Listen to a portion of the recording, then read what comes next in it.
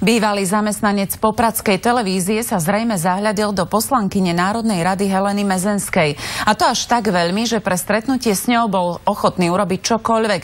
Začali ju dokonca vydierať erotickými fotkami. Slovensko neposlalo do Poľska žiadnu hydinu nakazenú baktériou Salmonella. Televízia Joj dnes získala dokument. Hovorí o tom, že zásielka sliepok, ktorá putovala na hydinový bytúnok do Poľska, bola zdravotne v poriadku.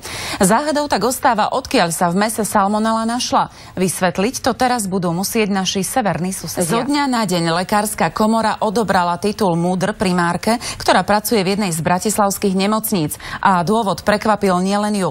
Po 20 rokoch praxe na Slovensku totiž úradníkom zrazu chýba doklad o udelení titulu. A poďme späť na Slovensko. To, že má telefónne číslo každého mesta svoju vlastnú predvoľbu, všetci vieme. Ale keď napríklad po nehode voláte na tiesňovú linku 112, dovolať sa môžete aj do iného mesta.